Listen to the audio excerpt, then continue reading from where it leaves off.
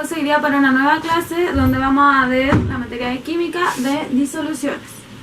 Bueno, primero partamos con la definición.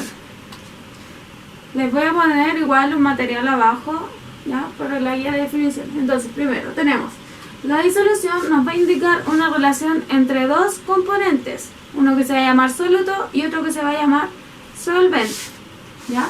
El soluto se va a encontrar en menor proporción y generalmente va a ser un sólido. En cambio, el solvente va a ser quien disuelve este soluto, por lo tanto va a ser un líquido, ¿ya? Y se encuentra en mayor proporción. Generalmente digo, porque después vamos a ver que hay tipos de soluciones, unos que son saturadas, insaturadas y sobresaturadas. Cuando el solvente es agua, se va a llamar solución acuosa, ¿ya? Que es lo que más vamos a trabajar. Una segunda definición es que la disolución va a ser una mezcla homogénea entre dos o más sustancias. ¿Qué ocurre aquí? Estas sustancias no van a generar nuevos productos, ¿ya? Ni van a desaparecer, solo que se mezclan. Y como tercer punto va a ser que el soluto y el solvente van a coexistir en una misma fase. Por lo tanto, por ejemplo, si yo mezclo agua y jugo, van a disolverse, ¿cierto? Y van a formar una mezcla líquida. Por lo tanto, coexisten en una misma fase. Vamos a recordar ahora, entonces, tenemos los tipos de disoluciones. En esto tenemos las binarias que tienen dos componentes y las ternarias que tienen tres. Vamos a recordar un poquito lo que es una mezcla homogénea y la heterogénea. La homogénea, recuerden que no distinguimos las dos fases, solo distinguimos una. En este caso, por ejemplo, suponiendo que el agua, ¿cierto?, sea el disolvente y el soluto va a ser el jugo. Si ustedes pueden preparar un jugo en su casa o echarle sal al agua, azúcar, siempre van a ver que quedan algunos granitos abajo, ¿ya? Que es que no se disolvió bien. Pero en el fondo la mayoría de su parte es el líquido. En cambio la heterogénea, por ejemplo agua con aceite, van a observar que no se mezclan, lo pueden revolver cuantas veces quieran y nunca se van a mezclar, siempre se van a distinguir ambas fases, ¿ya? Los invito a hacer ese experimento en la casa, con mucho cuidado en la cocina. Hablemos de concentraciones de las disoluciones. Cuando hablamos de concentraciones de las disoluciones, nos referimos a cantidades, ¿ya?, medibles de soluto y de solvente. Vamos a hablar de gramos, kilogramos, litros, mililitros, etcétera, ¿ya? Generalmente, y se ocupa siempre, ¿ya?, en ciertas mediciones que vamos a hacer, gramos y litros, ¿ya?, o mililitros, kilogramos. Eso va a medir. Entonces, hablando entre gramos y litros, vamos a tener que una disolución o solución, ya es lo mismo, diluida, el soluto va a tener una cantidad muy pequeña del solvente. Ejemplo, vamos a hacer un jugo. Si el sobrecito de jugo nos dice que se mezcla con 1 litro de agua, yo voy a echar medio litro de... Perdón, voy a echar en 1 litro de... Si el sobrecito de jugo hay que echarlo en 1 litro de agua, a ese litro de agua le vamos a echar solo medio sobre de jugo. ¿Y qué va a pasar con ese jugo? Pruébenlo, va a quedar muy desabrido. ¿Por qué? Porque estoy haciendo una solución diluida, ¿ya? En cambio, si hago una solución concentrada, el soluto va a ser mucho mayor.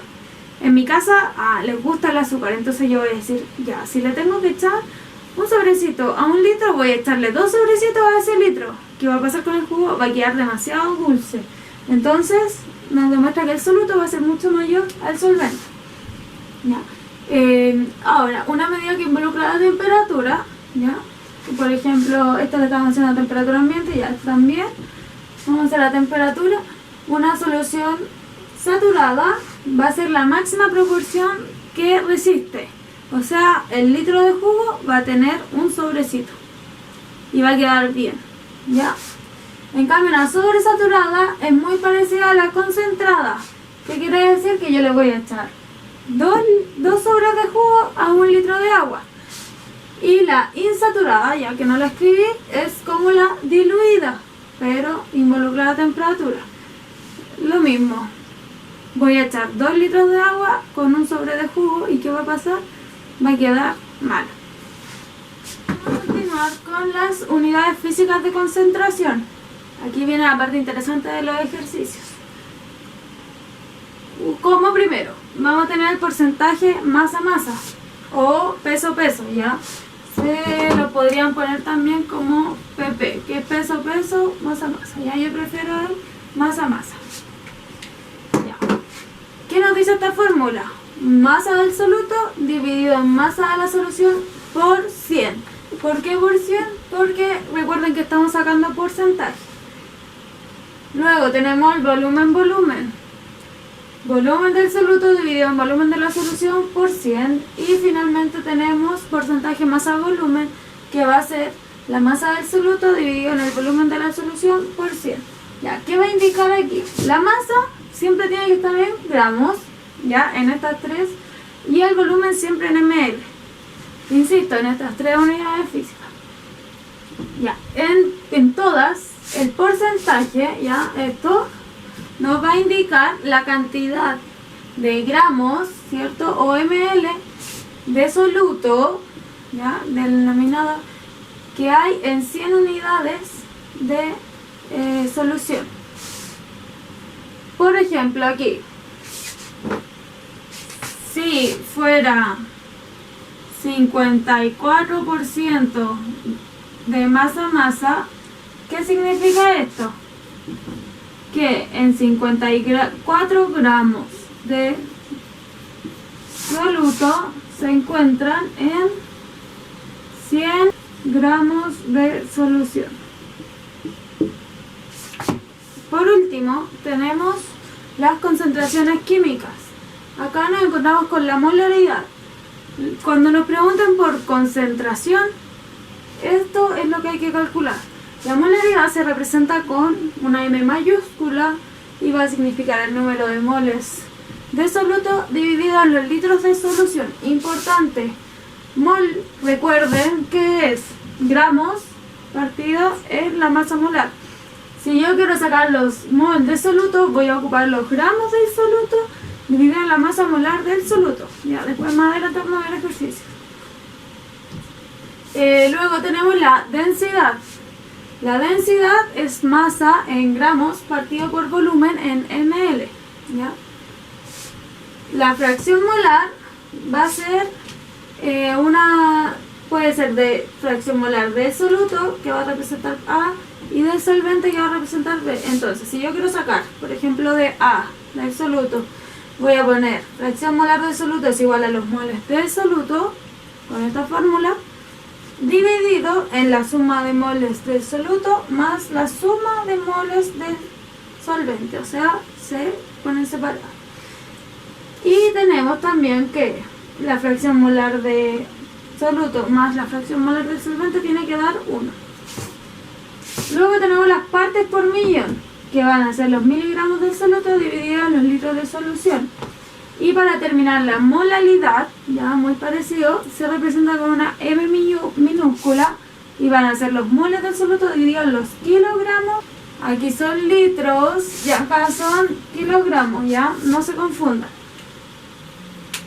Ahí pueden poner mol para que no... Ya, y estas son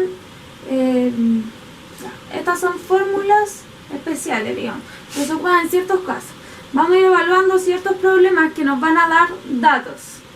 Entonces, para ir más rápido, por ejemplo, en situaciones PSU o bueno, situaciones de la prueba ahora de transición que hay, ya ex PSU, se pueden ocupar estas. ¿Por qué? Porque son más rápidos, no disminuyen el tiempo.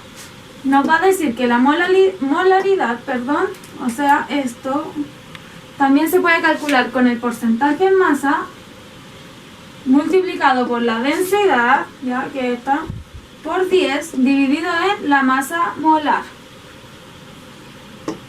Luego tenemos otro tipo de preguntas que nos van a hacer sobre dos